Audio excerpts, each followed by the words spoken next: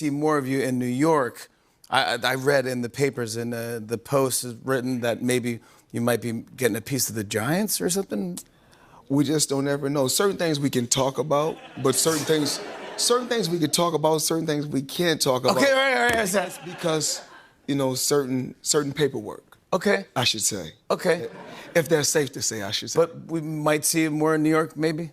Well, I live in New York. I know. By the way, I saw you bought like 40 apartments or something. Well, no, actually, I think you bought New York. I mean, oh my God. I didn't buy New York, but I feel like everyone should own a piece of the earth. And I feel like you can't go wrong with New York real estate. So what I did was, in one of my portfolios, because I don't know the exact number, because they said if you know how much money you got, you really don't have no money. So if you know how many buildings you got, you don't really have no buildings. So I think I own right now somewhere upwards of 100 buildings or more. And in I think 99% of my buildings are in New York City. Wow. Yes.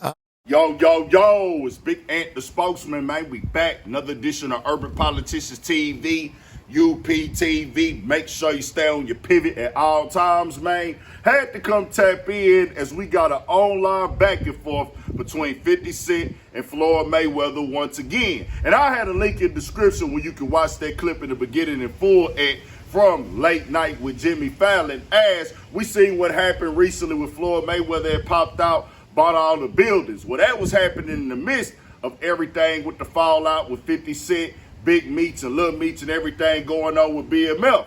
We seen that Floyd Mayweather ended up linking up with them for his birthday out there in Miami. Ross was there as well. 50 Cent started taking shots at all of them. Well, last week, 50 Cent decided to go to the gram and post up that interview right there of Floyd Mayweather and mock him and say, hey, you don't know what you're doing with all the real estate. You don't know what you got going on with all the business. You don't even know what you own. Basically putting it out there that Floyd is just getting used for his money and making bad investments and everything like that. So with that happening, of course, it touched blogs and hit headlines. Well, then yesterday, 50 Cent decided to take more shots at Lil Meech, saying allegedly, don't know for sure, he went to rehab and stuff, and he put that up on his Instagram and said, a picture of Lil Meech with Amy Winehouse rehab plan and put in the caption, dang, this is bad. You believe me now? Oh, now you want to believe me. Okay.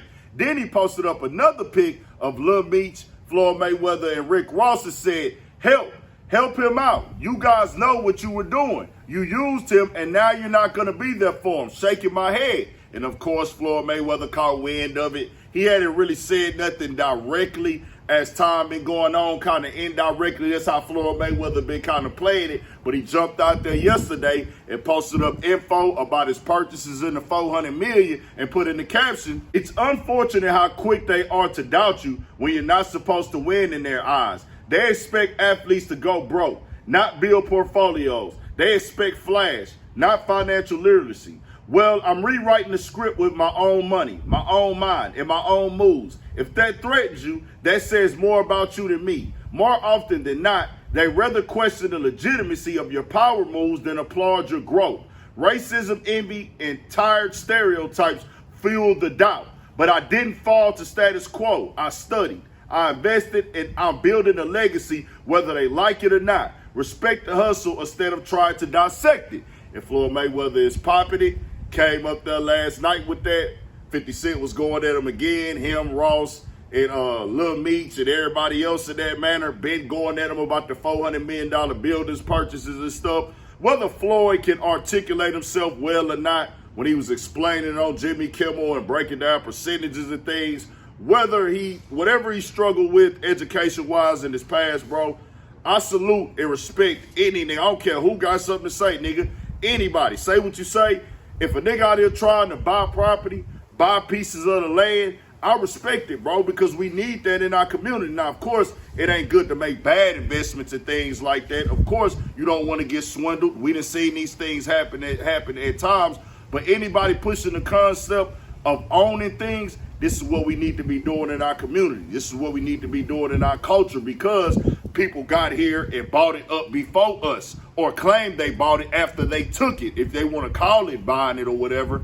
And then we get shafted out of this. But we don't highlight when we do have black owners. We don't highlight how many black people own homes. We always say, oh man, we don't own nothing. We don't own nothing. That's our problem. But then we go through and we get somebody like Floyd Mayweather who trying and going out here copping things, skyscrapers, buildings, or anything. Even if he only had one building, I don't care how many buildings he got. Anytime a man buys a piece of the land and owns it, or invests in himself to do better, to take the risk, because everything is a risk, I got to salute it. I might not agree with that man or every man on earth with everything they got going on, but when I see, okay, you come from the community, you come from a black American background, and you're trying to buy back the block, you're trying to buy real estate and create generational wealth, I respect it. And like Floyd Mayweather said in the beginning, hey man, I boxed. My kids don't have to box. I took the hard road, the long road, so they could take the short one. That's the mindset we got to have. I don't care what nobody say, whether Floyd Mayweather know exactly what he got going on in his business, can articulate it well. Any nigga in them real estate conversations, buying things, getting ownerships, low apartment housing, whatever. I got to come through and salute it, because it's better for us to own it than them own everything. I'm just keeping it all the way 100 on how I feel about it. Now, all the beef and the issues they got on their personal type of time, that's a whole other conversation. They gonna continue to do that. Floyd Mayweather popped this stuff back at 50. 50 gonna keep this going. This is just what that nigga do. It's how 50 Cent is.